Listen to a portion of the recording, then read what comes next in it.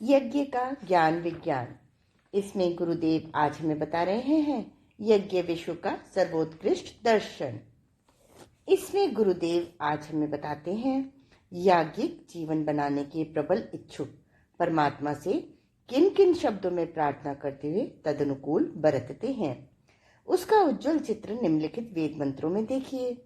यजुर्वेद के 18वें अध्याय के 29वें श्लोक में लिखा गया है, आयुर्यज्ञेन कल्पताम प्राणो यज्ञेन कल्पताम चक्षुर्यज्ञेन कल्पता ग्वं श्रोत्रम यज्ञेन कल्पताम वाग्यज्ञेन कल्पताम मनोयज्ञेन कल्पताम आत्मा यज्ञेन कल्पताम ब्रह्मा यज्ञेन कल्पताम ज्योतिर्यज्ञेन कल्पता ग्वंगम स्वरयज्ञेन कल्पताम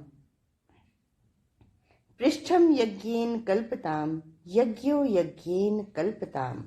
हमारी आयु यज्ञ के लिए हो और हम यज्ञ के लिए संसार में जीवित रहें। हमारी सामाजिक, आत्मिक, शारीरिक शक्तियां सब यज्ञ के लिए हों। हमारे नेत्र यज्ञ के लिए हों, अर्थात हम अपने नेत्रों का उपयोग यज्ञ परोपकार के लिए करें। हमारे नेत्र पराई बहन बेटियों को माता के समान और पराये धन को मिट्टी के ढेले के समान, दूसरों की आत्मा को अपनी आत्मा के समान देखें। हमारे कान पवित्र वेदों को सुनने वाले हों। दूसरे प्राणियों पर मुसीबत आने पर मुसीबत आई हुई सुनकर उनकी निष्काम सेवा करने का साहस हम में हो। इन कानों से हम किसी की व्यर्थ निंदा न सुने। हमारी वाणी समयानुकूल, संयत और सत्य व प्रिय बोलने वाली हो। हमारी वाणी में ओज और बल हो, ताकि हम अपने गर्जन से दुष्टाचारियों की दुष्टता को दूर कर सकें और सदाचारी पुरुषों को परमार्थ के लिए संगठित करके लोकोपकार में लगा सकें। हमारे मन और आत्मा विकार रहित होकर प्राणी मात्र का शुभ चिंतन करें। हमारा ज्ञान और स्वर यज्ञ के लिए हो और इन समस्त याज्ञिक इंद्रियों द्वारा किया गया परमार्थ यज्ञ भी यज्ञ के लिए ही हो, ताकि हमें कभी इन यज्ञ रूप कर्मों के कर्ता होने का अभिमान न हो सके। यज्ञ एक प्रशस्तम कर्म है। यह बिना यज्ञार्थ ज्ञान के कभी नहीं होता। यह बिना यथार्थ ज्ञान के कभी नहीं होता। यथार्थ ज्ञान के जिज्ञासु को देव पुरुषों की संगति करनी चाहिए। देवों के सत्संग और निरंतर अभ्यास से ही स्वार्थ बुद्धि समाप्त होकर मानवता आती है। सच्चे मानव को परमात्मा के दर्शन के लिए भटकना नहीं पड़ता। उसे तो प्राणी मात्र की आत्मा और परमार्थ कर्मों में प्रतिक्षण भगवान के दर्शन होते हैं।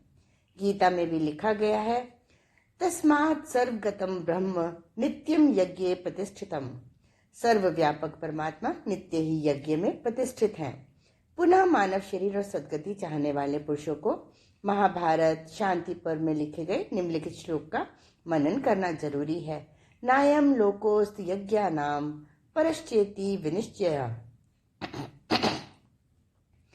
बिना यज्ञ के इस लोक तथा परलोक किसी भी लोक में सद्गति नहीं होती।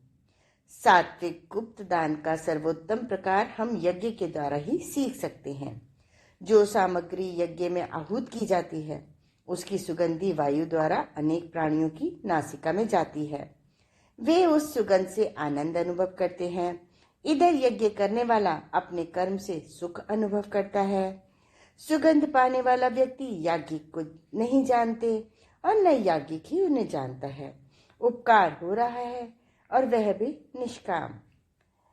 इसी प्रकार जब तक भारत देश में निष्काम कर्मों द्वारा परमार्थ रूप यज्ञ चलता रहा, तब तक देश सुखी, समृद्धिशाली और विश्व का शिक्षक माना जाता था। आज परमार्थ रूप यज्ञ और भौतिक यज्ञ के अभाव से विश्व दुखी, संतप्त और भयभीत है। आज के स्वाध्याय का क्रम यहीं समाप्त होता है। अगले क्रम में गुरुदेव हमें बताएंगे मनुष्यों की दृष्टि में यज्ञ। धन्यवाद।